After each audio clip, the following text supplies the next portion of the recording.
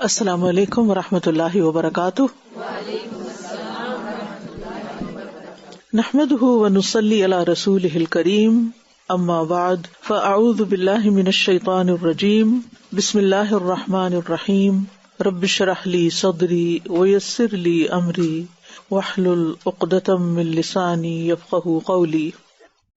اعوذ باللہ من الشیطان الرجیم. بسم اللہ الرحمن الرحیم. الحمد للہ رب العالمین الرحمن الرحیم مالک یوم الدین. ایاک نعبد وإیاک نستعین. اهدنا الصراط المستقیم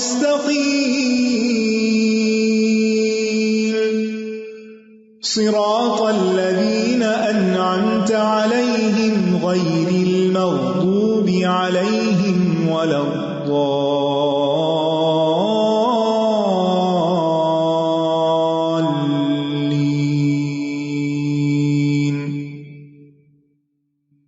ریڈی ہیں رمضان کے لیے؟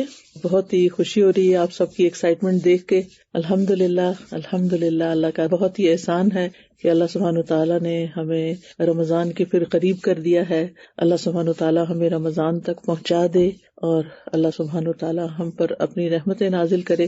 جیسے کہ آج یہاں پر بہت رحمت نازل ہو رہی ہے، اس وقت تیز برف باری ہو رہی ہے اور میں اکیلی اپنے ڈیسک پر بیٹھی ہوں اور انجوائے بھی کر رہی ہوں. سامنے ونڈو سے بہت خوبصورت سین نظر آ رہا ہے. یہ میری زندگی کا پہلا استقبال رمضان کا پروگرام یا پہلی کلاس کہہ لیں کہ جس میں بالکل تنہا ہوں. کچھ دن پہلے میں کسی سے کہہ رہی تھی کہ مجھے تنہائی بہت پسند ہے، میں اپنی تنہائی کو بہت زیادہ انجوائے کرتی ہوں، لیکن مجھے یہ نہیں پتا تھا کہ کسی دن مجھے تنہا کلاس بھی لینی پڑے گی. الحمدللہ اس وقت آپ لوگ میرے ساتھ ہیں، یعنی غائب آڈینس ہیں، آپ کے نام نظر آ رہے ہیں. الحمدللہ اللہ تعالیٰ کا کتنا بڑا احسان ہے، کتنا زیادہ شکر ہے کہ الحمدللہ ہمیں اللہ نے اس دور میں پیدا کیا اور ہمیں یہ مواقع عطا کیے، اور اب ہم ان مواقع سے فائدہ اٹھاتے ہوئے اللہ سبحانہ وتعالیٰ کے کام کو جاری رکھ سکتے ہیں، اس کو مل کے یاد کر سکتے ہیں. فاصلے کوئی اہمیت نہیں رکھتے الحمدللہ. تو انشاءاللہ میں قرآن مجید کی وہ آیات آپ کے سامنے رکھوں گی اور انہی کی کچھ وضاحت کروں گی جو روزے اور رمضان کے بارے میں ہیں، کیونکہ سب سے بہترین رہنمائی اللہ سبحانہ وتعالیٰ کی رہنمائی ہے. قل ان ھدی اللہ ھو الھدی، کہہ دیجئے کہ اصل ہدایت تو اللہ ہی کی ہدایت ہے. تو آئیے اللہ سبحانہ تعالیٰ کی ہدایت کے ساتھ ہم اپنے دلوں کو منور کریں اور پھر سے رمضان کی یاد تازہ کریں اور اس کی تیاری کریں اور اس کے لیے ہم پوری طرح اپنے آپ کو سبمٹ کریں، اللہ تعالیٰ کے حکم کے آگے سر تسلیم خم کریں. تو آئیے ہم سنتے ہیں سورۃ البقرہ کی آیت نمبر 183 اور 184، 183 اور 184. یا ایھا الذین آمنوا کتب علیکم الصیام کما کتب علی الذین من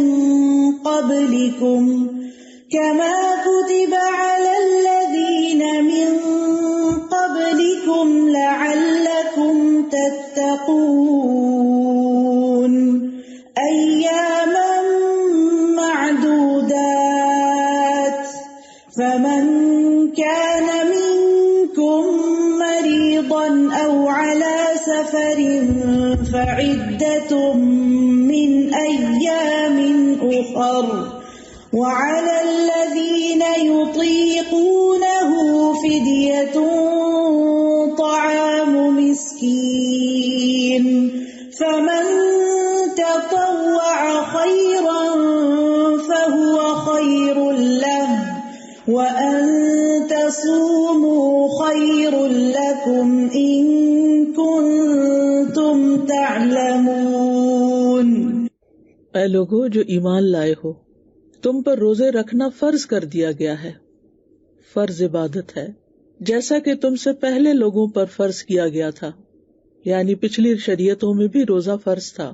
کیوں فرض کیا گیا؟ تاکہ تم متقی بن جاؤ، تقوی والے بن جاؤ.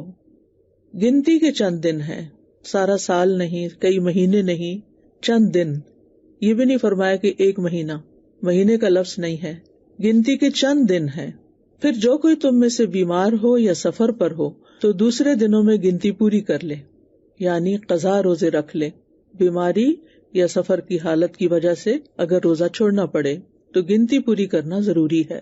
29 کا مہینہ ہے تو 29 کی گنتی پوری کرے گا، 30 کا مہینہ ہے تو 30 کی گنتی پوری کرے گا. اور جو لوگ طاقت رکھتے ہوں وہ ایک مسکین کا کھانا فدیہ دے دیں. یعنی اگر ایسی بیماری ہے جس میں شفا یاب ہونے کی امید نہیں تو پھر وہ فدیہ دے دیں. بس جو کوئی خوشی سے نیکی کرے تو وہ اس کے لیے بہتر ہے، اور یہ کہ تم روزہ رکھو تمہارے حق میں بہتر ہے اگر تم جانتے ہو. یہ جملہ بڑا اہم ہے. بس جو کوئی خوشی سے نیکی کرے تو وہ اس کے لیے بہتر ہے. یہ فدیہ دینے سے متعلق بھی ہے اور اوور آل بھی ایک اصول بھی ہے زندگی کا جو ہمیں بنا لینا چاہیے. فمن تطوع خیرا فہو خیر لہ، کہ نیکی کا جو کام بھی ہم کریں دل کی خوشی کے ساتھ کریں. تو بہرحال یہاں پر ہم دیکھتے ہیں کہ اللہ سبحانہ تعالیٰ نے ایمان والوں سے خطاب کیا ہے. یا ایھا الذین آمنوا، الحمدللہ کہ ہم سب ایمان والے ہیں. ایمان کی نسبت سے اللہ تعالیٰ نے ہمیں پکارا ہے، لہٰذا ہمیں اپنی ایمان کی قدر و قیمت جاننی چاہیے اور اس ایمان پر اللہ کا شکر ادا کرنا چاہیے. اور پھر روزے کی فرضیت کا بتا دیا گیا کہ یہ ایک فرض عبادت ہے. اور پھر روزہ ان احکامات میں سے ہے، یعنی وہ شرعی حکم ہے جو ہر زمانے میں رہا ہے، یعنی صرف تمہارے لیے نہیں، پہلوں کے لیے بھی یہ فرض تھا. روزہ کیا ہے؟ روزے کے لیے عربی میں لفظ صوم استعمال ہوتا ہے. صوم کا لفظ سیام سے ہے جس کا معنی ہوتا ہے رک جانا، اور شریعت میں طلوع فجر سے غروب شمس تک روزہ توڑنے والی چیزوں کو چھوڑ کر اللہ کی اطاعت بجا لانے کا نام روزہ ہے. یعنی ان چیزوں سے بچنا ہے جو روزہ توڑنے والی ہوں، اور روزے کی حالت میں اللہ کی اطاعت کے کام کرنے ہیں. اور بذات خود روزہ رکھ کر ہم دراصل اللہ تعالیٰ کی اطاعت کا ثبوت دے رہے ہوتے ہیں. روزہ ایک فرض عبادت ہے. مسند احمد کی روایت میں آتا ہے ابو ذر رضی اللہ عنہ سے کہ انہوں نے پوچھا، اے اللہ کے رسول، ما الصوم، روزہ کیا ہے؟ قال فرض مجزی. آپ نے فرمایا یہ ایسا فرض ہے جو کفایت کرنے والا ہے، جس پہ جزا دی جانے والی. لہٰذا نبی صلی اللہ علیہ وسلم نے خود اس کو ایک فرض عبادت قرار دیا. اسلام کی بنیاد جن چیزوں پر قائم ہے ان میں سے ایک روزہ رکھنا ہے. اور فرض روزے سال میں صرف ایک ہی بار فرض ہیں، اور وہ رمضان کے مہینے کے. اور مقصود کیا ہے؟ لعلکم تتقون، یعنی روزے کی فرضیت کی حکمت بیان کی جا رہی ہے، اور وہ ہے کہ تم اللہ عز و جل کا تقوی اختیار کرو. گویا ہمارا جو روزہ رکھنے کا ہدف ہے، روزہ تو ایک عمل ہے نا، اور جہاں ہم نے پہنچنا ہے وہ کیا ہے؟ وہ تقوی ہے. تقوی ہماری منزل ہے کہ ہم نے تقوی اختیار کرنا ہے. لہذا روزہ رکھنے کے مقاصد میں سب سے اول اہم ترین مقصد تقوی کا حصول ہے، اور یہی اس کی سب سے بڑی حکمت ہے، سب سے بڑی مصلحت ہے. اس کے علاوہ جو دینی، دنیاوی، طبی، اجتماعی مصلحتیں ہیں وہ سب سیکنڈری ہیں، ثانوی ہیں. روزہ اس لیے نہیں رکھنا کہ ہم اس بہانے ڈائٹنگ کر لیں گے، یا ہماری صحت اچھی ہو جائے گی، یا ہمارا وقت بچ جائے گا، دن بھر کھانا پکانے اور کھانے سے فارغ رہیں گے، یا اور کوئی فائدے. وہ سب سیکنڈری ہیں، وہ نیت میں نہیں ہونے چاہیے. اصل نیت کیا ہونی چاہیے کہ میں روزہ اس لیے رکھ رہی ہوں تاکہ مجھے اللہ کا تقوی حاصل ہو. تقوی کا لفظ جو ہے نا، یہ واو قاف یا کے مادے سے ماخوذ ہے، جس کا مطلب ہوتا ہے ایک چیز کو دوسری چیز کے ساتھ دور ہٹانا، دفع کرنا. ایک چیز کو دوسری چیز سے ہٹانا. متقی آدمی اپنے آپ کو نیک عمل کے ذریعے نافرمانی سے اور اللہ کے عذاب سے بچاتا ہے. اور تقوی کی تعریف میں بہت سے اقوال ملتے ہیں. ان سب کو اگر پڑھیں تو ان کا خلاصہ یہ نکلتا ہے کہ اللہ تعالیٰ کی رضا اور خوشنودی کی خاطر نیک اعمال کرنا، اور اس کی ناراضگی اور عذاب کے ڈر سے معاصی اور گناہ چھوڑ دینا. اللہ تعالیٰ کی رضا کی خاطر، اللہ کی خوشنودی کی خاطر، یعنی روزہ کس لیے رکھنا ہے؟ اللہ کی رضا کی خاطر. اور پھر یہ کیا شمار ہوگا؟ نیک عمل شمار ہوگا. یعنی یہ نیک عمل اللہ کی رضا کی خاطر کرنا ہے. اور پھر اس روزے میں کسی قسم کا کوئی ایسا کام نہیں کرنا کہ جس سے روزہ فاسد ہو، اس کی ناراضگی سے بچتے ہوئے، اس کی حکم عدولی سے بچتے ہوئے. نہ صرف یہ کہ روزے کو فاسد کرنے والے کام چھوڑنے، بلکہ اس تربیت سے عملی زندگی میں وہ سارے کام چھوڑنے ہیں جو اللہ تعالیٰ کی ناراضگی کے ہیں. تو گویا ہمارے سامنے دو بڑی اہم چیزیں ہیں. ایک ہے کہ ہم نے ان نیکیوں کی طرف دوڑنا ہے، ان کاموں کی طرف دوڑنا ہے جو اللہ تعالیٰ کی رضا کے ہیں، اللہ تعالیٰ کی پسند کے ہیں، اللہ تعالیٰ کو خوش کرنے والے ہیں. اور صرف یہی کافی نہیں، اس سے تقویٰ حاصل نہیں ہوگا، یہ آدھا کام ہے. دوسری طرف ہمیں گناہوں کو چھوڑنا بھی ہے، اللہ کی ناراضگی کے کاموں کو چھوڑنا ہے. اللہ تعالیٰ جن کاموں سے بچنے کا حکم دیتا ہے ان سے بچنا بھی ہے. کرنے کے کام کرنے ہیں اور نہ کرنے کے نہیں کرنے. یہ دونوں جب اکٹھے ہوں گے تو تقویٰ حاصل ہوگا. اچھا، دیکھا گیا ہے کہ بہت سے لوگ رمضان میں روزہ رکھ لیتے ہیں، تراویح پڑھتے ہیں، قیام کرتے ہیں، صدقہ خیرات کرتے ہیں، دعائیں مانگتے ہیں، بہت سارے کام کرتے ہیں، لیکن ساتھ ہی وہ ان کاموں کو نہیں چھوڑتے جو اللہ تعالیٰ کو ناراض کر رہے ہوتے ہیں. تو یاد رکھیے، اس سے روزے کا مقصد فوت ہو جاتا ہے. روزہ کس طرح ہمارے اندر تقویٰ پیدا کرتا ہے؟ جب ہم اللہ کی خاطر حلال اور من پسند چیزوں کو چھوڑتے ہیں روزے کے دوران، اور پھر اللہ ہی کی خاطر حرام چیزوں کو بھی چھوڑتے ہیں. یعنی روزے میں کھانا پینا اور جماع وغیرہ منع ہے، ان کو وقتی طور پر حرام کیا گیا. حالانکہ حلال کھانا اور حلال ریلیشن شپ جو ہے ہسبینڈ وائف کا، وہ ایک عبادت ہے، لیکن روزے میں اس سے منع کیا گیا، ہم منع ہو جاتے ہیں. اب کیا ہے، ہماری تربیت ہو رہی ہے کہ اب اللہ کی خاطر وہ کام بھی نہیں کرنے جن کو اللہ نے حرام کیا ہے. پھر یہ کہ روزے کی حالت میں ہر وقت اللہ کی نگرانی کا احساس ہوتا ہے. تو ہم نے اس سبق کو یاد کر کے اپنی عملی زندگی میں رمضان کے بعد بھی جاری رکھنا ہے کہ ہم نے اللہ کی نگرانی کو محسوس کرنا ہے کہ ہم کہیں پر بھی ہوں، ہم اکیلے ہوں، ہم سب کے درمیان ہوں، ہم خرید و فروخت کر رہے ہوں، ہم کسی عورت سے بات کر رہے ہوں، کسی مرد سے بات کر رہے ہوں، ہم اپنے گھر والوں کے درمیان ہوں، ہم کسی شادی کی محفل میں ہوں، ہم کسی غم کے موقع پر ہوں. ان تمام مواقع پر یہ یاد رکھنا ہے کہ اللہ ہمیں دیکھ رہا ہے اور ہم نے وہ کرنا ہے جو اللہ تعالیٰ چاہتا ہے، اور وہ چھوڑ دینا ہے اللہ تعالیٰ جس سے منع کرتا ہے، وہ کام نہیں کرنے کیونکہ اللہ تعالیٰ دیکھ رہا ہے. تو روزہ ہمارے اندر یہ عادت مضبوط کرتا ہے کہ ہمیں اللہ کی نگرانی کا احساس دلاتا ہے. اسی لیے آپ دیکھیں کہ روزے کی حالت میں پھر گناہ کم ہوتے ہیں اور نیکیوں کا غلبہ ہوتا ہے. پھر یہ ہے کہ روزے کے ذریعے ہمیں اللہ کی نعمتوں کے شکر کا طریقہ بھی آتا ہے. جب بھوک لگی ہو اور کھانا بھی سامنے اور پھر نہ کھائیں، تو پھر عام زندگی میں جب کھانا کھا سکتے ہوں تو کھانا کھا کر ہم اللہ تعالیٰ کا شکر ادا کریں، اور اسی طرح باقی نعمتوں پر بھی، یعنی شکر گزار بننا بھی اس کا ایک مقصد ہے. پھر اسی طرح روزہ رکھنے سے ہمارے نفس کی بھی تربیت ہوتی ہے، انسان کو اپنے نفس کو، اپنی خواہشات کو قابو میں کرنا آتا ہے. آپ دیکھیں کہ دو چیزیں جو ہیں وہ انسان کے بگاڑ کا ذریعہ بنتی ہیں، ایک شہوات اور ایک شبہات. تو روزہ جو ہے وہ شہوات یعنی خواہشات پر قابو پانے کا اور اس طرح نفس کو کنٹرول کرنے کا، سیلف کنٹرول کا ایک بڑا اہم ذریعہ ہے.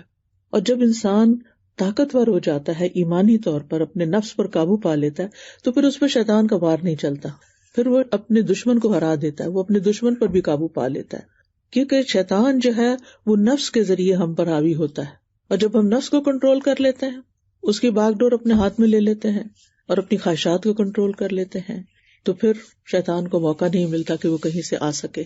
پھر اس کے علاوہ آپ دیکھیں کہ روزہ رکھنے سے انسان کی جسمانی صحت اچھی ہوتی ہے. تو اس وقت میں اس کے طبی فوائد میں نہیں جاؤں گی، اس پر بہت کچھ لکھا گیا ہے، بہت کچھ سننے کو ملے گا، بہت کچھ آپ پڑھ سکتے ہیں. لیکن میرا یہاں کہنے کا مطلب یہ ہے کہ بھوک سے بھی ایک الگ طرح کی طاقت پیدا ہوتی ہے انسان کے اندر. روحانی طاقت تو پیدا ہوتی ہے، لیکن انسان کے اندر سستی وغیرہ بھی ختم ہوتی ہے، کیونکہ اس کے جسم سے ٹاکسنز وغیرہ ختم ہوتے ہیں، تو اس کی عبادت میں خوبصورتی آ جاتی ہے. آپ دیکھیں کہ اگر روزہ نہ ہو تو قیام اللیل زیادہ مشکل ہوتا ہے عام دنوں میں، لیکن روزہ رکھنے کے بعد وہی راتیں ہوتی ہیں، وہی دن ہوتے ہیں، دن کو بھی بھوکے رہے ہوتے ہیں لیکن راتوں کو بھی دیر دیر تک عبادت کرتے ہیں. تو یہ روزے کی برکات میں سے بھی ہے، لیکن اس کی ایک بنیادی وجہ ہے کہ روزہ آہستہ آہستہ ہمارے اندر کی صفائی کرتا جاتا ہے، جس کی وجہ سے ہمارے لیے نیکی کے کام کرنا آسان ہو جاتے ہیں. پھر اسی طرح روزے کے ذریعے ہمیں دوسرے انسانوں کی بھی تکلیف، دکھ، درد، بھوک، پیاس، ان چیزوں کا بھی احساس ہوتا ہے، اور اس طرح انسان صرف اپنے لیے نہیں سوچتا، دوسروں کے لیے بھی سوچتا ہے. اور ایک متقی اور نیک انسان وہی ہوتا ہے جو سیلف سینٹرڈ نہیں ہوتا، بلکہ وہ دوسروں کی خیر اور بھلائی کے کام کرنے والا ہوتا ہے. انسان کے اندر اگر عاجزی ہو، انسان کے اندر شکر کے جذبات ہوں، انسان کے اندر اگر فائدہ پہنچانے کی صلاحیت ہو، تو انسان دنیا میں بھی ایک بہترین انسان بن جاتا ہے، دنیاوی اعتبار سے بھی اور اللہ کی نگاہ میں بھی. اللہ سبحانہ وتعالیٰ کو تکبر پسند نہیں. روزے میں آپ دیکھیں گے کہ جب انسان کو بھوک لگتی ہے یا انسان اپنے نفس پر کنٹرول کرنے لگتا ہے تو اس کے اندر ایک عاجزی پیدا ہوتی ہے. یعنی وہ بھوک جو ہوتی ہے یا کمزوری کی کیفیت جو ہوتی ہے انسان کے اندر عاجزی پیدا کرتی ہے. اب یہ عاجزی جو ہے اگر عام روزمرہ زندگی میں انسان کے اندر ہو کہ اگر اللہ نے انسان کو بہت کچھ بھی دیا ہوا ہے جس کی بنا پر وہ تکبر کر سکتا ہے، کوئی علم ہے، مال ہے، حسن ہے اور بہت سی نعمتیں ہیں، تو جب انسان کچھ چیزوں سے بھی محروم ہوتا ہے تو اس کے اندر عاجزی آتی ہے. تو روزہ انسان کے اندر عاجزی پیدا کرتا ہے، پھر انسان کے اندر شکر پیدا کرتا ہے کہ جب اس کو وہ نعمت ملتی ہے، جب وہ افطار کرتا ہے. اور پھر تیسری چیز یہ ہے کہ جب خود پر جو کیفیات گزرتی ہیں تو اس کو دوسروں کی کیفیت سمجھنے کا موقع ملتا ہے، جس کی وجہ سے وہ دوسروں کو فائدہ پہنچانے والا بن جاتا ہے. تو روزہ ہمارے اندر یہ ساری چیزیں پیدا کرتا ہے. اس میں اور بھی بہت سی حکمتیں ہیں لیکن مختصراً ان کی یاد دہانی کرانی تھی کہ ہم نے ان چیزوں کو حاصل کرنا ہے اور ان کو مد نظر رکھنا ہے.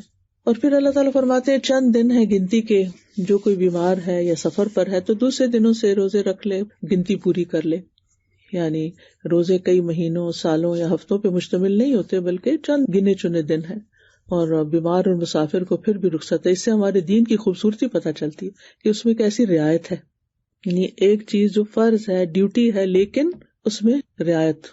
ہمیں بھی اپنی زندگی میں اس چیز کو لانا چاہیے کہ بعض اوقات ہم دوسرے انسانوں کے ساتھ جب معاملہ کر رہے ہوتے ہیں، ان کو کچھ ذمہ داریاں سونپ رہے ہوتے ہیں، تو پھر ان کا ایک ہیومن آسپیکٹ بھی ہوتا ہے کہ ان کے اندر بیماری بھی ہو سکتی ہے، ان کے اندر کچھ ایسی مجبوری ہو سکتی ہے کہ جس کی وجہ سے اگر وہ اپنا کوئی کام پورا نہ کر سکیں، جیسے گھر کے ملازم ہی ہو سکتے ہیں، تو وہاں پر ان کے ساتھ رعایت برتنے والے ہوں. اور ویسے بھی زندگی میں دوسرے انسانوں کے ساتھ رعایت برتنا کہ کسی نے اگر آپ کا حق پورا نہیں بھی دیا تو کوئی بات نہیں، اس کی مجبوری کو، اس کی ضرورت کو اگر انسان سمجھے تو انسان کے لیے کام کرنا آسان ہو جاتا ہے. اور پھر آپ دیکھیں وَعَلَى الَّذِينَ يُطِيقُونَهُ فِدْيَةٌ طَعَامُ مِسْكِينٍ، اور جو شخص بڑھاپے یا بیماری کی وجہ سے یعنی جسے شفا یابی کی امید نہ ہو، روزہ رکھنے میں مشقت محسوس کرے، وہ مسکین کو کھانا بطور فدیہ دے دے. اور یہ بھی کہا جاتا ہے کہ یہ ابتدا میں آیت نازل ہوئی تھی کہ جو لوگ طاقت رکھتے ہیں اور پھر نہیں رکھ سکتے، یعنی ابتدا میں رعایتیں زیادہ دی گئی تھی، تو وہ ایک مسکین کا کھانا فدیے میں دے دے. اب فدیہ کیا ہے؟ جو کھانا آپ روز کھاتے ہیں ایک وقت کا دے دے. اور آپ دیکھیے کہ فمن تطوع خیرا فہو خیر اللہ، جو خوشی سے نیکی کرے اس کے لیے بہتر ہے. یعنی جو کوئی ایک مسکین سے زیادہ کئی لوگوں کو کھانا کھلا دے تو یہ اس کے لیے بہتر ہے، یا پھر یہ کہ جو فدیے کے ساتھ ساتھ بعد میں اگر ہمت آ گئی روزہ رکھے تو یہ اس کے لیے بہتر ہے. وَأَن تَصُومُوا خَيْرٌ لَكُمْ، اور یہ کہ تم روزہ رکھو یہ تمہارے حق میں بہتر ہے. ان کنتم تعلمون، اگر تم جانتے ہو. یعنی ابتدا میں لوگوں کو شوق دلایا گیا کہ روزہ رکھنا زیادہ بہتر ہے فدیہ دینے سے. اور عام حالات میں بھی آپ دیکھیں کہ اگر ایسے بزرگ ہیں کہ روزہ رکھنے میں انہیں زیادہ مشقت ہوتی ہے لیکن پھر بھی وہ اگر کوشش کریں اور رکھنا چاہیں تو ان کو رکھنا ہی زیادہ بہتر ہے. کیونکہ بعض اوقات انسان اپنے آپ کو انڈر اسٹیمیٹ کرتا ہے، میں یہ نہیں رکھ سکوں گا، میں یہ نہیں کر سکوں گا. صحت مند اچھے بھلے لوگ بھی آپ دیکھیں کہ بعض اوقات سخت گرمی ہوتی ہے تو وہ سوچتے ہیں کہ لگتا ہے اس سال میرے سے روزے رکھنے مشکل ہوں گے، یا کوئی چھوٹی موٹی بیماری ہو جاتی ہے تو انسان پہلے سے گھبرا اٹھتا ہے. تو اگر یہ بات یاد رہے وَأَن تَصُومُوا خَيْرٌ لَكُمْ إِن كُنتُمْ تَعْلَمُونَ، یعنی اگر تمہارے سامنے اس کا اجر آ جائے اور اس کا فائدہ تمہیں پتہ چل جائے تو پھر تو تم روزہ ہی ضرور رکھو گے. اور ویسے بھی آپ دیکھیں کہ اللہ سبحانہ وتعالیٰ فرماتے ہیں کہ ایک نیکی کا ثواب 10 گنا سے 700 گنا تک ہے. یہ حدیث قدسی ہے. اور روزہ صرف میرے لیے ہے، میں اس کا بدلہ دوں گا. یعنی باقی نیکیوں کا بدلہ بتا دیا گیا کہ کتنے % ملے گا تمہیں، لیکن روزے کا بدلہ اللہ تعالیٰ خود دے گا. یعنی اس کا ثواب جو ہے، اس کا اجر جو ہے وہ انگنت ہے، بے شمار ہے، انسان اس کو امیجن بھی نہیں کر سکتا. اور پھر سب سے بڑا فائدہ کیا ہے؟ روزہ آگ سے ڈال ہے. یعنی آگ بہت بڑی بلا ہے، جہنم بہت بڑی مصیبت ہے، اس سے بڑی کوئی تکلیف کی چیز نہیں. تو روزہ جو ہے انسان کو آگ کی طرف جانے سے روکتا ہے، یہ آگے آ جائے گا، اس کے لیے ڈھال بن جائے گا. جیسے میدان جنگ میں دشمن کے وار سے بچنے کے لیے ڈھال ہوتی ہے. اور پھر روزہ دار کے منہ کی بو اللہ کے نزدیک مشک سے زیادہ بہتر ہے. اور بھی بہت سی احادیث ہیں جس سے موٹیویٹ کیا گیا کہ روزہ رکھنا کتنا فائدے کا ہے. وہ احادیث آپ کتابوں میں پڑھتے بھی ہیں، سن بھی چکے ہیں. یہاں صرف چند اہم باتوں کی طرف توجہ دلانا مقصود ہے، اس لیے میں ان ساری تفصیلات کو چھوڑ رہی ہوں. پھر آپ دیکھیں کہ روزے فرض کرنے کے لیے اللہ تعالیٰ نے رمضان کے مہینے کو منتخب کیا، اور قرآن کو نازل کرنے کے لیے بھی رمضان کے مہینے کو منتخب کیا. اس سے خاص طور پر اس مہینے کی اہمیت ہمارے سامنے آتی ہے. سادہ جی، آج جو عدت کی بات ہوئی نا کہ ایام معدودات کے یہ گنتی کے چند دن ہیں، تو میں سوچ رہی تھی کہ سبحان اللہ کتنی چیزوں میں ایسا ہوتا ہے کہ کبھی کبھی ہم کچھ کرنے سے جیسے روک دیے جاتے ہیں نا، جیسے آج ہم انسٹیٹیوٹ جانے سے روک دیے گئے. الحمدللہ اللہ ہی کا اس میں حکم تھا. اور دوسری ایک اور چیز ذہن میں آ رہی تھی کہ جیسے خواتین جو بیوہ ہو جاتی ہیں، جو ان کی عدت کی مدت اللہ تعالیٰ نے رکھی ہے، یا پھر یہ کہ ہم کسی بیماری کا شکار ہو گئے، کبھی کسی کام سے رک جاتے ہیں، تو اس میں اللہ تعالیٰ کی کتنی حکمت ہوتی ہے. اور پھر وہ ٹائم ہمارے لیے ایسا ہوتا ہے کہ ہم اس میں اپنی ساری انرجیز کو ری گین کریں، اپنی ساری سوچوں کو دوبارہ سے پازیٹیو کریں، اور اپنے اندر ایک نئی جو ہے وہ قوت اور جہد پیدا کریں کہ آگے ہمیں اور مزید کتنے اچھے کام کرنے ہیں. تو یہ جو رک جانا ہے نا حلال چیزوں سے، یہ اللہ تعالیٰ کی ہمارے لیے ایک بہت بڑی رحمت ہے، جس میں اللہ تعالیٰ ہمیں بہت کچھ سکھانا چاہتے ہیں. بالکل آپ نے صحیح کہا، آپ نے میرے دل کی بات کی کہ بعض اوقات اللہ سبحانہ وتعالیٰ کچھ چیزوں سے ہمیں جب روکتے ہیں تو اس کے بڑے ہی فائدے ہوتے ہیں. رکنا ایک مشکل کام ہوتا ہے نا. ہم سب سیڈ تھے کہ انسٹیٹیوٹ بند ہو گیا اور آڈینس نہیں، لیکن اس وقت میں اپنے آپ کو کھنگال رہی تھی کہ میں ہمیشہ دعا کرتی ہوں کہ اللہم انی اسألک الرضا بعد القضاء، کہ اللہ تقدیر کے نافذ ہونے کے بعد مجھے راضی کر دینا. تو میں کتنی راضی ہوں الحمدللہ. دل میں ایسی ٹھنڈک تھی، ایک لمحے کے لیے بھی کوئی تکلیف، کوئی غم، پریشانی، کوئی فکر لاحق ہی نہیں ہوئی کہ یہ سب کچھ آج بند کیوں ہو گیا اور میں اکیلے بیٹھ کے یہ کیسے کروں گی. الحمدللہ کہ یعنی ہم کچھ چاہتے ہیں اور اللہ تعالیٰ ہمارے لیے کچھ اور چاہتے ہیں، اور جو اللہ تعالیٰ ہمارے لیے چاہتے ہیں اسی میں ہمارا فائدہ ہوتا ہے، اور وہی ہمارے لیے خیر و برکت کا باعث ہوتی ہے. یعنی اللہ تعالیٰ مختلف سچویشن میں ڈال کر ہمیں آزماتے ہیں کہ ہم اس وقت کرتے کیا ہیں. اب ہم کیا اطاعت گزار ہیں، اس کی رضا پہ راضی ہیں، یا پھر ہم اپسیٹ ہیں. اگر ہم اپسیٹ ہیں تو اس کا نقصان اللہ تعالیٰ کو تو کچھ بھی نہیں، خود ہم ہی کو ہے. تو اللہ سبحانہ وتعالیٰ ہمیں ہمیشہ رکنے والی چیزوں سے روک کر اپنی رضا سے نوازے. استاذہ، جیسے آج کا جو میں نے ٹیک اوے لیا، ابھی میں سے آپ کو جو پڑھا رہی تھی اس میں تھا کہ کام کو خوشی سے کرنا. تو رمضان اب آہستہ آہستہ جیسے پیچھے آتا جا رہا ہے، اور جو ورکنگ لوگ ہوتے ہیں، ظاہر جاب کر رہے ہوتے ہیں، تو اس میں اکثر جیسے ہم اسلامک ادارے میں کام کر رہے ہیں تو اس میں کامنٹ آتا ہے کہ ہم تو اسلامک ادارہ ہیں تو ہمیں تو چاہیے کہ رمضان میں چھٹیاں دے دیں، اور آخری اسپیشلی جو عشرہ ہے تو ہم کیوں کام لیے جاتے ہیں نا، تو چھٹیاں دے دیں. تو میں سوچ رہی تھی کہ جب ہم دین کے لیے کام کر رہے ہوتے ہیں، چاہے وہ رمضان ہے یا جو بھی ہے، تو اس کام کو بھی خوشی سے کرنا بھی اس کو عبادت بنا دیتا ہے. بالکل کہ اگر ہم جاب کر رہے ہیں تو وہ جاب روزے کے ساتھ اتنی ہی فروٹفل ہوگی، وہ بھی عبادت میں کنسیڈر ہوگی. تو مجھے لگ رہا تھا یہ میرا ٹیک اوے ہوگا. آپ دیکھیے کہ مجھے تو ہمیشہ جنگ بدر یاد آتی ہے کہ وہ رمضان میں ہوئی تھی. صحابہ نے یہ تھوڑی کہا تھا کہ ابھی تو رمضان ہے، تھوڑا ٹھہر جائیں، یا لوگ اس کو عذر بنا لیتے. لیکن جب اللہ کا حکم آ گیا تو بس چل پڑے.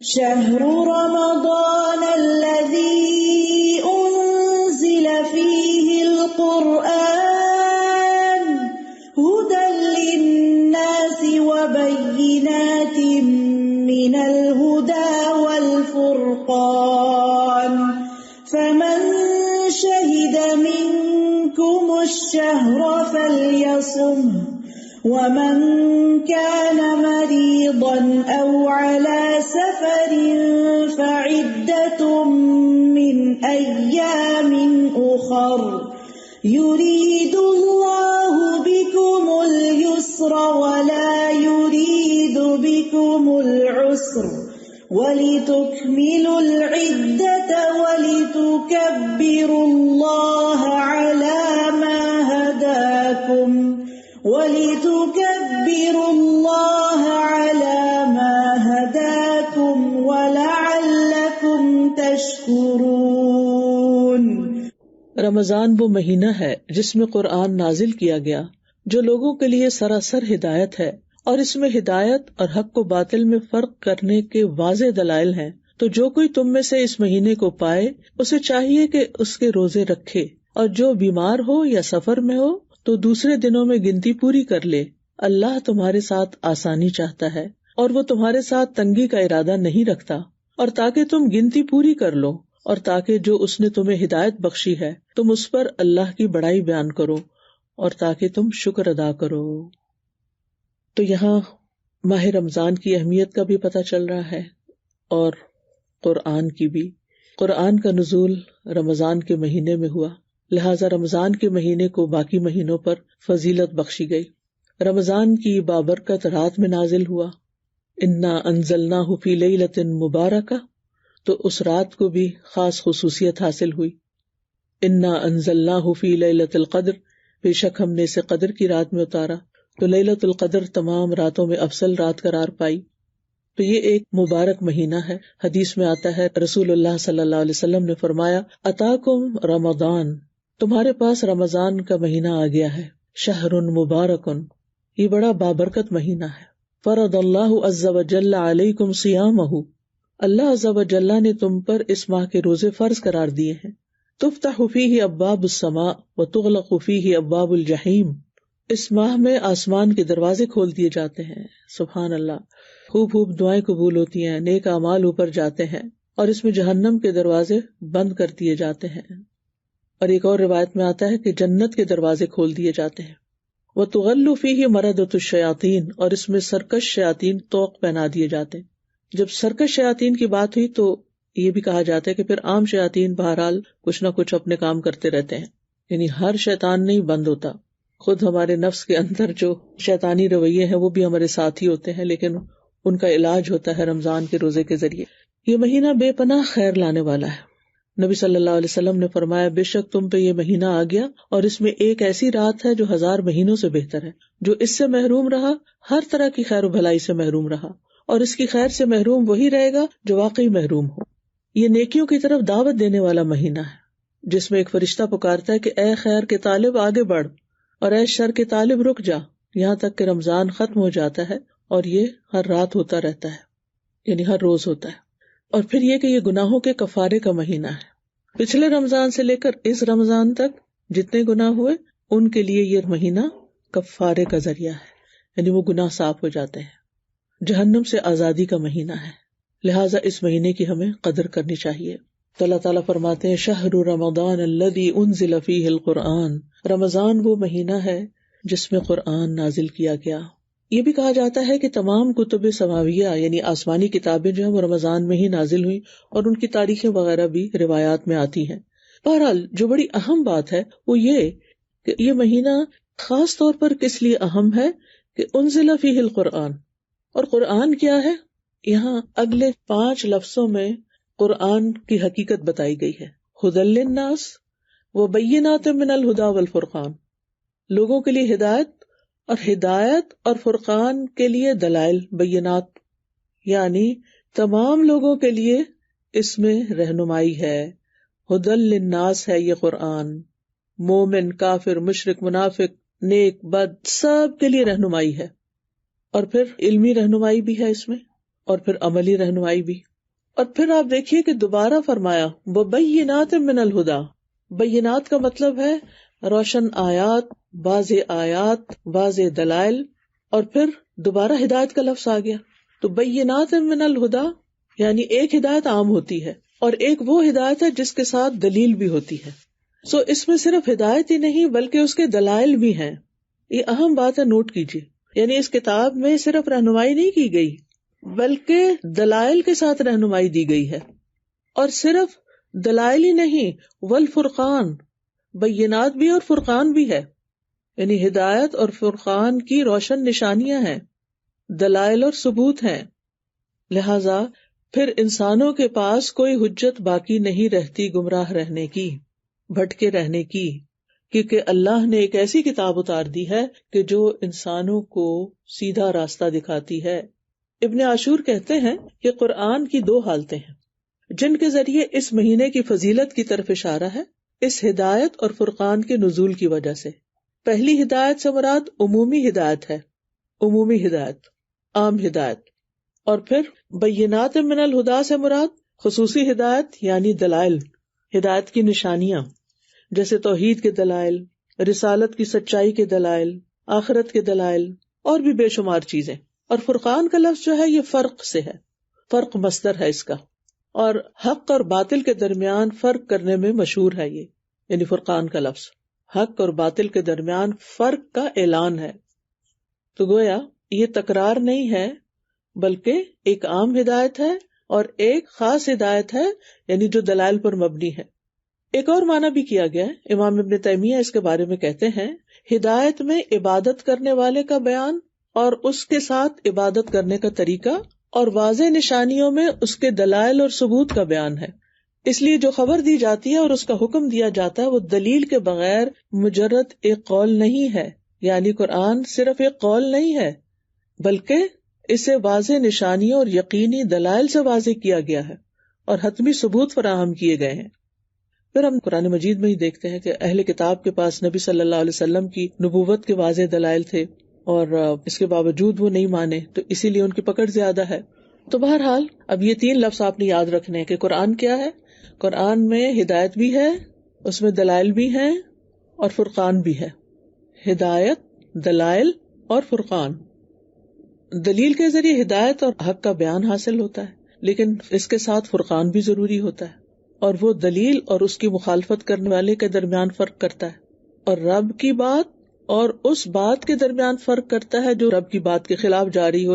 اور یہ شکوک و شبہات کا علاج بھی ہے.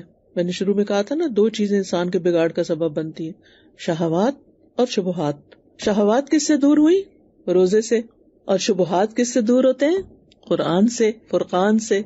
تو ان دونوں کے درمیان ایک گہرا ربط ہے، یعنی رمضان اور قرآن کے درمیان ایک بہترین کنیکشن ہے.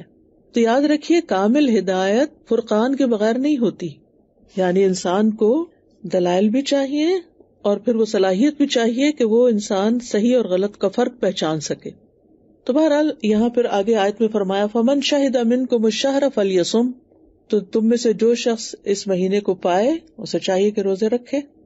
یعنی اب بات متعین کر دی گئی، اب وہ اوپر جو فدیہ والی رخصت تھی نا وہ ختم کر دی گئی، اب لازمی حکم آ گیا کہ جس کو بھی طاقت ہے وہ روزہ رکھے گا. وَمَنْ كَانَ مَرِيضًا أَوْ عَلَى سَفَرٍ فَعِدَّةٌ مِّنْ أَيَّامٍ أُخَرَ، اور یہ رخصت پھر باقی رکھی گئی کہ جو بیمار ہے یا مسافر ہے وہ پھر بعد میں روزہ رکھ کے گنتی پوری کر لے، یعنی مہینہ پورا کرنا ہے اپنا، قضا روزے رکھنے جو اگلے رمضان تک رکھ لینے چاہیے. يُرِيدُ اللَّهُ بِكُمُ الْيُسْرَ وَلَا يُرِيدُ بِكُمُ الْعُسْرَ، اللہ تمہارے ساتھ آسانی چاہتا ہے، نرمی کرنا چاہتا ہے، سختی کرنا نہیں چاہتا، تمہیں مشکل میں نہیں ڈالنا چاہتا. یعنی یہ ایک ایسی عبادت ہے کہ جو اگرچہ نفس پر بھاری ہے لیکن پھر بھی ان مع العسر یسرا، اس بھوک میں، اس تکلیف میں بندے کے لیے بہت سی آسانیاں بھی ہیں. اللہ تعالیٰ نے ایسے روزے رکھنے کا ہمیں حکم نہیں دیا کہ جو ہمارے لیے انتہائی مشقت والے ہو جائیں، مشکل والے ہو جائیں، اور پھر اگر کسی پر اتنے روزے کی بھی مشقت ہے تو اس کے لیے رخصت بھی ہے. تو اللہ تعالیٰ نے آسانی بھی پیدا کر دی ہے، لیکن گنتی کو پورا کرنا ہے. وَلِتُكْمِلُوا الْعِدَّةَ، عدت مکمل کرنی ہے اپنی، اور اس کے ساتھ ساتھ کیا کرنا ہے؟ وَلِتُكَبِّرُوا اللَّهَ عَلَى مَا هَدَاكُمْ، اللہ کی بڑائی بیان کرنی ہے اس پر جو اس نے تمہیں ہدایت دی ہے. اور یہ ہدایت کون سی ہے؟ ہدایت علم اور ہدایت عمل، کہ اللہ نے رہنمائی بھی کی اور اس کے ساتھ ساتھ عمل کی توفیق بھی دی. لہٰذا جب رمضان کے روزے آپ رکھیں اور اس میں قرآن کے ساتھ ایک خاص تعلق قائم کریں اور عام دنوں سے زیادہ قرآن کو پڑھائیں اور یہ سارے کام آپ سے ہو جائیں اور آپ خود پر حیران ہو کہ کیا میں نے یہ سب کچھ کر لیا، یہ سب کچھ کیسے ہو گیا، تو اس میں کسی تکبر اور فخر کی ضرورت نہیں، اپنے آپ کو کریڈٹ دینے کی ضرورت نہیں. کیا کرنا ہے؟ اللہ کی بڑائی بیان کرنے کہ یہ اللہ کا فضل ہے، یہ اللہ کا کرم ہے، یہ اللہ ہی نے کروایا ہے. اس ہدایت پر، یعنی یہاں پر ہدایت علم بھی اور ہدایت عمل بھی، ہدایت ارشاد بھی اور ہدایت توفیق بھی، یہ سب اللہ ہی کی طرف سے ہے، اس کے دینے سے. قرآن ہدایت ہے نا، فرقان ہے، کس نے بھیجا؟ کس نے یہ بندوبست کیا؟ کس نے رحم فرمایا ہم پر؟ الرحمن علم القرآن، یہ اللہ سبحانہ و تعالیٰ نے کیا. لہٰذا بڑائی تو اللہ ہی کے لیے ہے جس نے یہ سب دیا، اور پھر اس پر عمل کی توفیق کس نے دی، اور خاص طور پر رمضان میں جو عام دنوں سے زیادہ نیکی کی توفیق کس نے دی، یہ بھی اللہ نے دی، رہنمائی بھی اس نے کی، عمل کی توفیق بھی اس نے دی، لہٰذا بڑائی تو اللہ ہی کے لیے ہے۔ جب انسان اس طرح کی سوچ رکھتا ہے تو پھر انسان اللہ کی نظر میں بڑا ہوتا ہے، لیکن اگر انسان سمجھے یہ سب کچھ میرا اپنا کوئی کمال ہے تو پھر یہ شیطانی رویہ ہو جاتا ہے۔ یعنی آپ دیکھیں کہ تکبیر کا کیا مطلب ہوتا ہے، بڑائی بیان کرنا۔ تو جب انسان کو کوئی نعمت ملتی ہے تو وہ اپنے آپ کو بڑا سمجھنے لگتا ہے، اپنے آپ کو دوسروں سے بلند محسوس کرنے لگتا ہے، لیکن ہمیں خود کو بلند نہیں کرنا اور تکبر نہیں کرنا، تکبیر کرنی ہے۔ تکبر نہیں، اللہ کی تکبیر، دونوں کا روٹ ایک ہی ہے، یعنی نیکی پر کسی قسم کا کوئی تکبر نہیں کرنا، بلکہ نیکی کرنے کی توفیق ملنے پر اللہ سبحانہ وتعالیٰ کی تکبیر بیان کرنی ہے، بڑائی بیان کرنی ہے۔ وَلَعَلَّكُمْ تَشْكُرُونَ، اور تاکہ تم شکر گزار ہو جاؤ۔ کس چیز پر شکر گزار ہو؟ کہ اللہ نے ہمارے لیے آسانی چاہی، اللہ نے ہمارے لیے مشکل نہیں کی، اللہ نے ہمیں بعد میں گنتی مکمل کرنے کی اجازت دی، اور اللہ نے ہمیں تکبیر کہنا سکھائی، اللہ نے ہماری رہنمائی کی۔ تو یہ ساری نعمتیں ہیں، ان نعمتوں پر اور اس سے زیادہ قرآن کی نعمت اور پھر رمضان کی اور روزے کی، یہ سارے اللہ سبحانہ وتعالیٰ کے خاص احسانات ہیں ہم پر، لہٰذا ہمیں شکر ادا کرنا ہے۔ اور شکر کی حقیقت کیا ہے؟ کہ جس نے نعمتیں دی ہیں اس کی اطاعت کی جائے، اس کے احکامات پر پھر مزید آئندہ رمضان کے بعد بھی عمل کیا جائے، اور جن چیزوں سے اس نے روکا ہے ان سے رکا جائے، جن چیزوں کو اس نے حرام قرار دیا ہے ان کو حرام سمجھا جائے، ان کو چھوڑ دیا جائے، اور جن چیزوں کو اس نے کرنے کا حکم دیا ہے وہ کی جائے، یہی اصل شکر ہے۔ تو اس سے یہ پتہ چلتا ہے کہ رمضان کو قرآن کی وجہ سے شرف ملا ہے، اللہ نے اس کو روزے کے ساتھ شرف بخشا ہے، لہٰذا ہمیں اس پر اللہ کا شکر ادا کرنا ہے۔ روزہ ہر مکلف عاقل مسلمان پر فرض ہے، مریض اور مسافر کو رخصت ہے، عذر کی بنا پر روزہ چھوڑا جائے تو قضا کرنا واجب ہے، یہ سارے کام آسان ہیں، تنگی سے خالی ہیں، لہٰذا ان سب کاموں کو کرنے کے بعد اللہ کی بڑائی بیان کریں۔ عید کے دن خاص طور پر تکبیرات خوب پڑھیں، یعنی عید کے دن کا آغاز، اور پھر اطاعت کے عہد کریں۔ انشاءاللہ پورے رمضان میں آپ قرآن مجید کے ساتھ خاص تعلق قائم کریں گے، اور جو جو احکامات ملتے جائیں گے ان پر دل کے ساتھ یہ کہیں گے کہ اللہ ہم انشاءاللہ ان پر عمل کریں گے۔ آپ دورہ قرآن کروائیں یا دورہ قرآن سنیں یا قرآن کا کچھ حصہ پڑھیں غور و فکر تدبر کے ساتھ، تو آپ ساتھ ساتھ اپنے دل میں عہد کرتے جائیں اور دعائیں بھی مانگتے جائیں، اللہ مجھے توفیق دے کہ میں تیرے اس حکم پر بھی عمل کروں۔ یعنی رمضان ہماری تربیت کا مہینہ ہے جس کے بعد ہمیں ایک نیا انسان بن کر سامنے آنا ہے۔ تو اللہ سبحانہ وتعالیٰ سے دعا ہے کہ ہمیں اللہ تعالیٰ اس کی توفیق دے، اور رمضان چونکہ شہر القرآن ہے لہٰذا خاص طور پر روزے کے بعد جو اہم ترین نیکی آپ نے کرنی ہے وہ رمضان میں قرآن سے زیادہ تعلق جوڑنا ہے، اپنے لیے لازم کر لینا ہے۔ شہر انزل فیہ القرآن فالزم فیہ القرآن، یعنی اللہ نے اس میں قرآن اتارا ہے۔ ذرا سوچیں، اس مہینے میں قرآن نازل ہوا ہے، قرآن نازل ہوا، لہٰذا ہم نے اپنے دلوں پر بھی اس کو نازل کرنا ہے، اپنے عملوں میں بھی اس کو لے کر آنا ہے، اور اس کے ساتھ ایک خاص تعلق قائم کرنا ہے۔ نبی صلی اللہ علیہ وسلم رمضان میں قرآن کا دور کیا کرتے تھے، جبریل علیہ السلام کے ساتھ رمضان کی ہر رات میں ملتے، یہاں تک کہ رمضان گزر جاتا اور وہ قرآن کا دور کرتے تھے۔ سلف صالحین بھی اس مہینے میں قرآن کی تلاوت کرنے اور اس کو سننے، سمجھنے اور تدبر کرنے اور عمل کرنے کو ایک بہت بڑی نیکی سمجھتے تھے۔ رمضان کا مہینہ داخل ہوتا تو سفیان ثوری سارے کام چھوڑ دیتے اور قرآن کی قرأت پر متوجہ ہو جاتے، کیونکہ وہ سمجھتے تھے کہ اس مہینے کا خاص شرف قرآن کا نزول ہے۔ جب رمضان آتا تو امام زہری کہتے یہ تو بس قرآن پڑھنے اور کھانا کھلانے کا مہینہ ہے، یعنی سحری اور افطاری کا اہتمام کرے انسان، صرف اپنے لیے نہیں، صرف اپنے گھر والوں کے لیے نہیں، دوسروں کے لیے بھی۔ امام مالک کے بارے میں آتا ہے کہ جب رمضان آتا تو حدیث پڑھانا چھوڑ دیتے تھے، قرآن کی طرف متوجہ ہو جاتے۔ اور ابن قیم کہتے ہیں کہ قرآن پڑھنا ذکر کرنے سے زیادہ افضل ہے۔ اور پھر آپ دیکھیے کہ مجاہد جو مفسر قرآن ہے وہ کہتے ہیں کہ جس شخص کو اللہ قرآن دے دے اور وہ سمجھے کہ کسی کو دنیا میں اس سے افضل چیز دی گئی ہے، یعنی اس کے پاس اس سے بھی بہتر چیز ہے، تو اس نے اس چیز کو بڑا اور عظیم قرار دے دیا جس کو اللہ نے حقیر بنایا، اور اس چیز کو چھوٹا کر دیا جس کو اللہ نے عظیم کیا۔ یعنی جس کو اللہ نے عظمت دی اس کو وہ کچھ نہیں سمجھتا، اور جو دنیا کی حقیر ٹھیکریاں ہیں ان کو وہ بڑی چیز سمجھتا ہے، اور اس بنا پر لوگوں کی بھی عزت کرتا ہے جن کے پاس دنیا ہے، اور جن کے پاس قرآن ہے ان کو وہ اہمیت نہیں دیتا۔ ابن قیم کہتے ہیں رحمہ اللہ کہ اگر لوگوں کو معلوم ہو جائے کہ قرآن کو تدبر کے ساتھ پڑھنا یعنی سمجھ کر پڑھنا، غور و فکر کرنا، اس میں کتنا اجر و ثواب ہے، تو وہ اس کے سوا ہر چیز کو چھوڑ کر صرف اسی میں مصروف ہو جائیں، سب کام چھوڑ دیں، یہی کرنے شروع ہو جائیں۔ چلے اگر ہم سارا سال نہیں کر سکتے تو کم از کم رمضان میں تو کریں۔ ابن الجوزی کہتے ہیں کہ جس کو کسی وقت میں کوئی فرصت اور موقع ملے پھر وہ کثرت تلاوت میں کثرت ثواب کو غنیمت بنا لے تو اس نے بہت اچھا کیا۔ لہٰذا آپ دیکھیے کہ ہم سب کی مصروفیات ہیں، گھر ہیں، بچے ہیں، ذمہ داریاں ہیں، پڑھنا پڑھانا ہے، آفس ہے، بہت سے کام ہیں، دوسروں کی مدد ہے، کھانا کھلانا ہے، پکانا ہے، ایک لمبی لسٹ ہے۔ تو اب آپ دیکھیے کہ اس میں سے قرآن کے لیے پھر وقت کیسے نکلے گا۔ ہو سکتا ہے دورہ قرآن میں ہم چلے جائیں، 2 گھنٹے اپنے لیے نکال لیں، بہت اچھی بات ہے، لیکن اپنی تلاوت سے پارہ کیسے پورا کریں؟ اس دفعہ تو میں 2 پڑھنا چاہتی ہوں، 2 کیسے پورے کریں؟ تو اس کے لیے یہ نہیں ہو سکتا کہ آپ کو گھنٹہ 2 آرام سے مل جائے کہ آپ ایک جگہ بیٹھ کے، ہاں اعتکاف میں مل جائے گا لیکن ویسے نہیں۔ تو پھر کیا کریں؟ چھوٹے چھوٹے وقفوں سے فائدہ اٹھائیں۔ اب تو موبائل کی صورت میں کتنی سہولت ہے کہ جہاں آپ چھوڑیں گے وہیں سے دوبارہ شروع کر لیں گے، کوئی نشانیاں رکھنے کی بھی اور کوئی الگ چیز کیری کرنے کی بھی ضرورت نہیں، بس تھوڑے تھوڑے وقفے، چھوٹے چھوٹے انتظار کے وقفے، کام کرتے ہوئے جہاں جہاں موقع ملے قرآن پڑھتے رہیں۔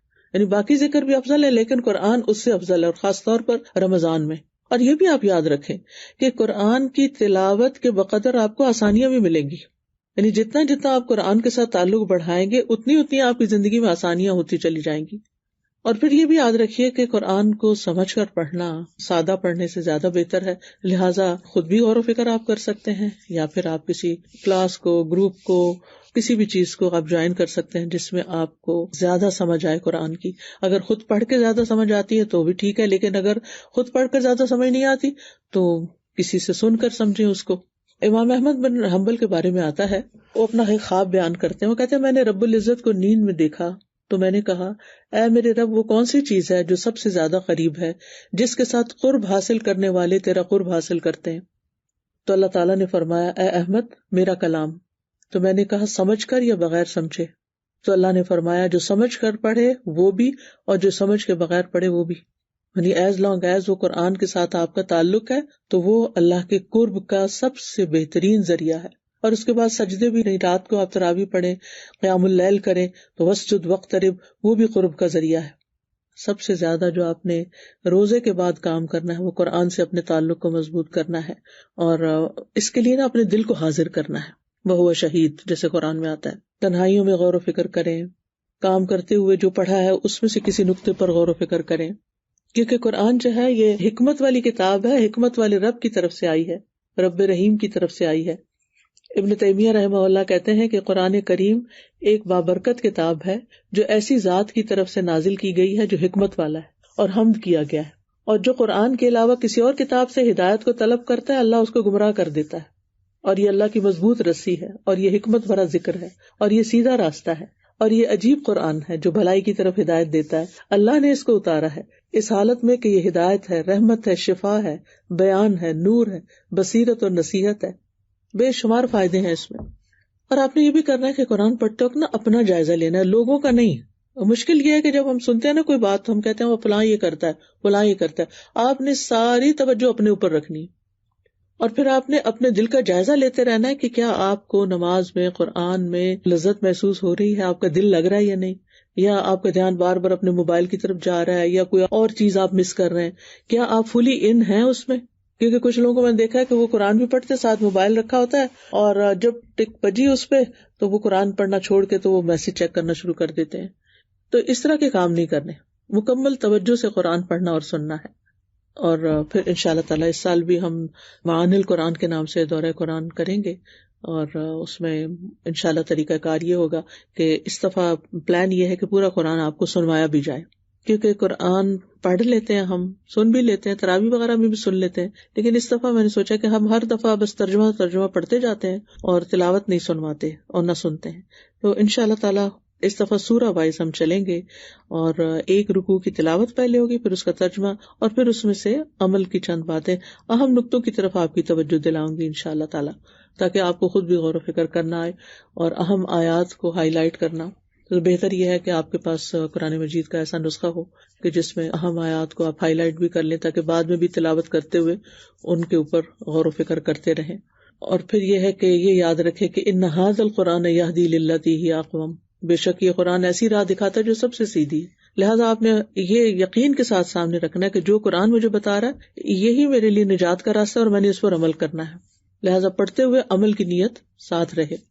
اور پھر اگر آپ اجتماعی طور پر مل کے بیٹھ کے پڑھتے ہیں یا سنتے ہیں تو وہ زیادہ فائدے کی چیز ہے، کیونکہ وہ حدیث آتی ہے نا، وَمَا اجْتَمَعَ قَوْمٌ فِي بَيْتٍ مِّن بُيُوتِ اللَّهِ، جو لوگ اللہ کے گھروں میں سے کسی گھر میں جمع ہوتے ہیں، اللہ کی کتاب کی تلاوت کرتے ہیں اور اس کی تعلیم میں باہم مصروف ہوتے ہیں تو ان پر سکینت نازل ہوتی ہے. تو یہ سکون حاصل کرنے کا ذریعہ، رحمت انہیں ڈھانپ لیتی ہے، فرشتے انہیں گھیر لیتے ہیں اور اللہ تعالیٰ ان کا ذکر اپنے پاس موجود فرشتوں میں کرتے ہیں. سبحان اللہ، یعنی کیسی کیسی فضیلت ہے اس چیز میں کہ انسان کسی مجلس میں بیٹھ کر یہ کام کرے. تو ایسی مجلس ہے جہاں لوگ مل کر قرآن سیکھتے سکھاتے ہیں، وہ زمین پر بہترین مجلسیں ہیں جہاں اللہ کا ذکر ہوتا ہے، جہاں فرشتے حاضر ہوتے ہیں، جہاں سکینت اترتی ہے. انس رضی اللہ عنہ کہتے ہیں کہ صحابہ کرام صبح کی نماز کے بعد حلقہ بنا کر بیٹھ جاتے، قرآن پڑھتے، فرائض اور سنن سیکھتے اور اللہ کو یاد کرتے. یعنی یہ جو اب صرف مدارس وغیرہ میں خاص ہو گیا ایسا کام کرنا، نبی صلی اللہ علیہ وسلم کے دور سے یہ کام چلا آ رہا ہے. تو اس سنت کو بھی زندہ کرنا ہے. اگر مثلاً آپ کہیں نہیں جا سکتی اور آپ صرف آن لائن سن رہی ہیں تو صرف اکیلے نہ سنیں، اپنے نیبرز کو بھی اکٹھا کر لیں کہ آئے ہم مل بیٹھ کے سنتے ہیں. اس سے آپ کی بھی توجہ رہے گی. اور پھر آپ دیکھیے کہ اگر کسی مصروفیت، جاب کی وجہ سے، کسی کام کی وجہ سے، مصروفیت کی وجہ سے آپ ڈائریکٹ نہیں سن سکے، مجلس میں حاضر نہیں ہو سکے، تو آپ رات کے وقت بھی یہ کام کر سکتے ہیں. اور اس وقت تو شاید بہت سے جگہوں پہ رات ہو جب آپ یہ سن رہے ہیں، اور آئندہ بھی دورہ قرآن جو ہوگا وہ کچھ لوگوں کو رات کے وقت میں ملے گا. تو آپ سمجھیں کہ آپ وہ سنت دہرا رہے ہیں کہ رمضان میں ہر رات نبی صلی اللہ علیہ وسلم جبریل علیہ السلام سے ملاقات کرتے تھے اور سارا رمضان ایسے ہی ہوتا تھا. الحمدللہ تراویح میں بھی آپ تلاوت سنتے ہیں، لیکن یہ کہ میں یہاں سمجھ کر پڑھنے اور سننے کی بات کر رہی ہوں، یعنی دورہ ترجمہ کی بات کر رہی ہوں. تو بہرحال اس مہینے میں ہم نے قرآن کے ساتھ خاص تعلق قائم کرنا ہے، تلاوت بھی کرنی ہے، قیام اللیل بھی کرنا ہے، کچھ آیات ہو سکے تو حفظ بھی کرنی ہے، اور سب کے ساتھ مل بیٹھ کر اور اکیلے بھی درس و تدریس کا اہتمام کرنا ہے اور اس سے نصیحت حاصل کرنی ہے. کیونکہ ان فی ذلک لذکری لمن کان لہ قلب او القی السمع وہو شہید، یقیناً اس میں ہر اس شخص کے لیے نصیحت ہے جس کا کوئی دل ہو یا وہ کان لگائے جبکہ وہ دل سے حاضر بھی ہو. تو اس کا مطلب ہے کہ ہم نے پڑھ کر بھی نصیحت لینی ہے لیکن کان لگا کر بھی، او القی السمع. تو انشاءاللہ پڑھنے کے ساتھ ساتھ سننے پر بھی فوکس رکھنا ہے. تو اس لیے دورہ قرآن مجید کی مجالس میں شرکت بھی کرنی ہے، یا آن لائن مجلس میں شرکت کرنی ہے، یا اپنے اہل و عیال کے ساتھ بیٹھ کے پڑھنا ہے، یا دوستوں کو شریک کرنا ہے، یا نیبرز کو شریک کرنا ہے. یعنی ہر لیول پر اپنے اپنے حالات اور ضروریات کے مطابق آپ یہ کام کر سکتے ہیں. اور انشاءاللہ تعالی آپ کے ساتھ چونکہ قرآن مجید ہم سنیں گے تو اس کے سننے سے جو دل کو خوشی اور سرور ملتا ہے اور انسان کا دل کھلتا ہے، شفا حاصل ہوتی ہے، ہدایت ملتی ہے، وہ ایک بے مثال ایکسپیرینس ہوگا انشاءاللہ آپ کے لیے. اور یہ ہماری روح کی، ہمارے دلوں کی غذا ہے، اور انشاءاللہ اس غور سے اور توجہ سے سننے سے اللہ تعالیٰ کی رحمت میں انسان حصہ پاتا ہے. وَإِذَا قُرِئَ الْقُرْآنُ فَاسْتَمِعُوا لَهُ وَأَنصِتُوا لَعَلَّكُمْ تُرْحَمُونَ. جب قرآن پڑھا جائے تو اسے سنو اور خاموش رہو تاکہ تم پر رحم کیا جائے. تو انشاءاللہ تعالیٰ جب آپ اس کو سنیں گے اور توجہ سے سنیں گے تو یہ آپ کے دلوں میں اترے گا. اللہ تعالیٰ کی طرف سے خوشخبری بھی ملے گی. فبشر عباد الذین یستمعون القول فیتبعون احسنہ اولئک الذین ہداہم اللہ واولئک هم اولو الالباب. تو میرے ان بندوں کو بشارت دے دو، خوشخبری دے دو. کن کو؟ وہ جو بات کو سنتے ہیں، غور سے سنتے. الذین یستمعون القول، پھر اس کے بہترین پہلو کی پیروی کرتے ہیں. یہی وہ لوگ ہیں جنہیں اللہ نے ہدایت دی. گویا ہدایت یہی لوگ پا سکتے ہیں اور یہی عقل والے ہیں. تو انشاءاللہ اس کتاب سے دنیا اور آخرت میں نور بھی آپ کو ملے گا، اندھیروں سے، غموں سے، پریشانیوں سے، بہت سی فکروں سے نجات ملے گی، اور دل میں ایمان راسخ ہوگا. کیونکہ اللہ تعالیٰ فرماتے ہیں نا قرآن مجید میں، انما المؤمنون الذین اذا ذکر اللہ وجلت قلوبہم واذا تلیت علیہم آیاتہ زادتہم ایمانا وعلی ربہم یتوکلون. سچے مومن تو وہ ہیں کہ جب ان کے سامنے اللہ کا ذکر کیا جائے تو ان کے دل کانپ اٹھتے ہیں، یعنی دلوں پہ اثر ہوتا ہے. اور جب اللہ کی آیات انہیں سنائی جائیں تو ان کا ایمان بڑھ جاتا ہے. تو انشاءاللہ یہ رمضان قرآن سننے کے ساتھ آپ کے ایمان کو بڑھانے کا ذریعہ بنے گا اور وہ اپنے رب پر بھروسہ کرتے ہیں. پھر انسان میں توکل بھی آ جاتا ہے. ابن رجب کہتے ہیں کہ قرآن سننے سے دل میں ایمان مضبوط ہو جاتا ہے, انسان کے نفس کی تطہیر ہوتی ہے, انسان کے اخلاق بہترین ہوتے ہیں, کیونکہ نبی صلی اللہ علیہ وسلم کا اخلاق قرآن تھا, کیونکہ وہ آپ کے دل پر اترا. تو ہمارے بھی دل پہ جب اترے گا سننے کے ساتھ, تو پھر انشاءاللہ یہ بھی نصیب ہوگا کہ ہمیں اللہ سبحانہ وتعالیٰ ریاکاری سے اخلاص کی طرف لے جائے گا, اور برے اخلاق سے اچھے اخلاق کی طرف, اور تاریکیوں سے ہدایت کے نور کی طرف, اور سچائی کی طرف, اور شکوک و شبہات اور شہوات سے بھی انشاءاللہ نجات ملے گی. اور پھر آپ دیکھیے کہ سننے کے ساتھ ساتھ جب دلوں پہ اثر ہوتا ہے تو آنسو بھی بہتے ہیں.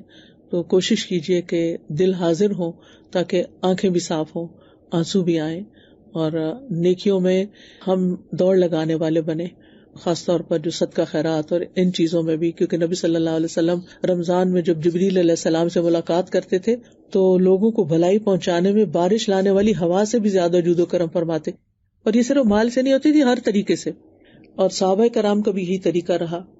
آپ کو معلوم ہوگا کہ کس طرح حضرت عمر جو اتنے سخت انسانوں میں سے تھے, ان کے اندر شدت تھی اور سختی تھی, لیکن جب ان کی بہن کے بارے میں انہیں پتا چلا کہ اسلام قبول کر چکی ہے اور ان سے قرآن سنا, قرآن کان کے ذریعے دل میں داخل ہوا, تو اسلام کا نور ان کے دل میں چمک اٹھا اور وہ اسلام کے لیے ایک بہت بڑی قوت بن گئے.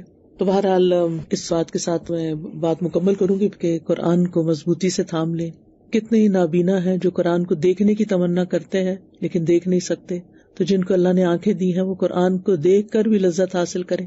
کتنے ہی بہرے افراد ہیں جو قرآن کی تلاوت سننے کی آرزو رکھتے ہیں لیکن سن نہیں سکتے. اللہ نے ہمیں سننے کی طاقت دے رکھی ہے, لہٰذا ہم اس سننے پر شکر ادا کریں اور توجہ سے سنیں.